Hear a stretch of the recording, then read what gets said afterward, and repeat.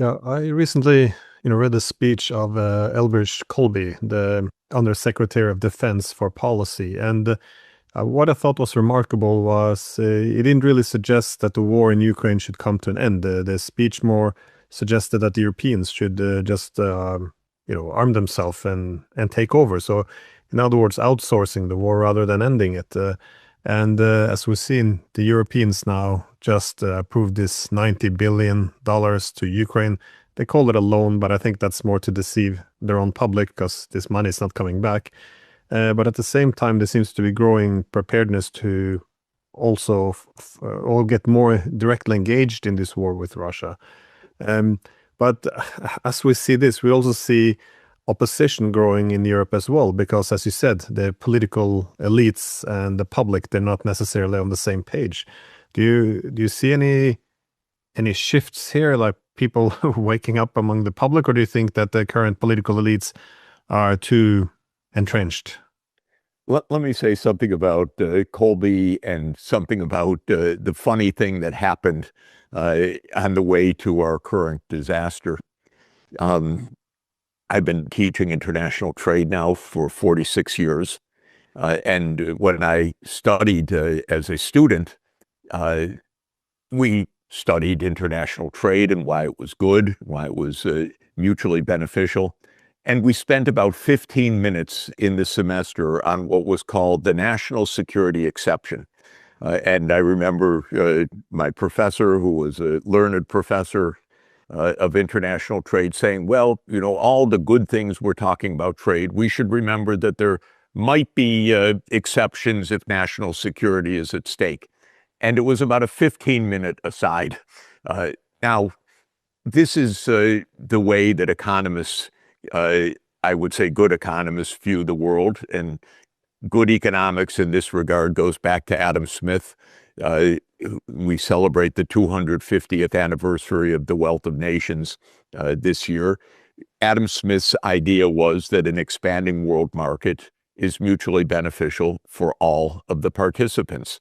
And he was a great humanist, and he said everybody will benefit. Even today's bereft and colonized peoples will gain strength through international trade and the flow of ideas, and there will be a rebalancing of the world so that all parts of the world will benefit from open trade. And Smith advised the British monarchy and parliament of his day in 1776, give up the American colonies. You don't need military control, just trade with America. You don't need to have an imperial policy. Eventually, or soon enough, actually, the American Revolutionary War broke out, and by 1781, the British colonies were now independent of Britain. But the point was that economics, as a discipline, has recognized that open trade is mutually beneficial. Of course, trade under colonial or imperial imposition is not, but open trade among sovereign nations is mutually beneficial. What happened in the United States is that as the U.S. lost its nerve with the rise of China in particular, but more generally with the catching up of many countries so that the U.S. dominance or share of the world economy was going down, was that economics was taken over, I have to say, by the international relations people who view the world not as win-win, but as win-lose. And suddenly the idea that economics should be ordered to preserve American hegemony became an increasingly interesting discussion in the American scene. I found it never very interesting. I found it absolutely ignorant of basic economics and also wrong-headed, because fundamentally for me, the rise of China was not a threat. It was a benefit first to the 1.4 billion people of China, and ultimately a gain for the whole world through trade, through China's innovations, and so forth. But from the American point of view, conceptual point of view, people like Eldridge Colby or people like Jake Sullivan in the Biden administration, economics became the instrument for continued American hegemony.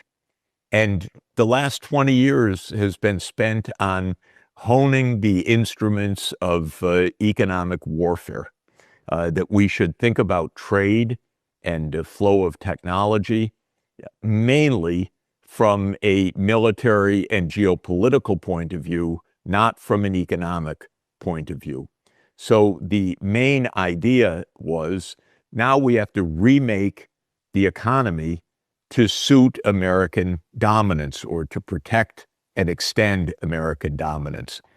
Jake Sullivan, who was the national security advisor for Biden, now teaches at Harvard University, my old stomping grounds, and he's written a piece in Foreign Affairs recently, our important journal for discussion of geopolitics. Again, basically about how economics should be run for the sake of American power.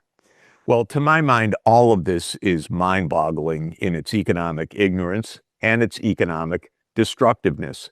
But this kind of discussion dominates right now. Economics is no longer about economic prosperity and well-being in the U.S., even, I would say, university context. It's about power, and it's about how we can head off China's rise and how the information technology world should be organized so that China is not a beneficiary, or how the NVIDIA chips are kept out of China's hands, and so forth. All of this has reoriented our thinking in an extraordinarily destructive way, because we are taking down the basic scaffolding which made the world economy achieve economic growth and development for the developing countries to a large extent. And people in the US say globalization failed. Globalization did not fail. Globalization provided the basis for worldwide economic progress that happened to be especially rapid progress in the developing and emerging economies. That's success. That's not failure. But what economic growth did was diminish, in particular, the share of the United States in the overall world output. And that is what is unnerving to these strategists, so-called. They want to keep American dominance, not American well-being. So the American people are suffering from this absurd war that we're in, because this Iran war is tragic, but also completely absurd. It never should have happened. Any sane president would have known not to do this. Trump brags, in fact, that since 1979, all the presidents of the United States refused this war, but I did it, which is a testimony to his complete lack of understanding and insight, not a tribute to his bravery. It's a tribute to his impulsivity, his recklessness, his absence of process, his ignorance, not to any prize that he has. But it's part of this idea that we're playing with the world economy for the sake of American power, not even for the economic well-being of the American people. So, Glenn, as you said, everywhere in Europe, the public is disgusted, and they're going to be more disgusted in the coming months because their living standards are going to go down further. They're disgusted in the United States. Trump's approval ratings are plumbing new depths each month now. He's down to 34% approval rating, and I think it's 62% disapproval rating, and a couple percent don't know, a few percent don't know. But this is happening all over the so-called Western world, which has turned economics into a weapon aimed at Russia and at China, rather than as an instrument for well-being that might actually help Russia and China as well as helping ourselves. So this is basically what's happened. And that's why it doesn't surprise me that Mr. Colby in the Pentagon would view an ongoing war as a good thing. Because from their point of view, they're not looking at what's good for the American people. They're looking at the question of what is good for this conceptual idea of American dominance. 播报新闻是我的日常，必须时刻保持妆容和皮肤的最佳状态。当来到人生中最重要的时刻，也是 KS 逆时奇迹帮助我轻松驾驭，闪闪发光。KS 逆时奇迹活肤露全效精华、精华霜，多达5种 EGF 6大冻龄关键成分，保湿效果让我非常满意，小细纹也不再困扰我。我就是我自己的最佳女主角 ，KS 让我从容自信，光彩动人。我是我人生中的大女主，我的最爱我做主。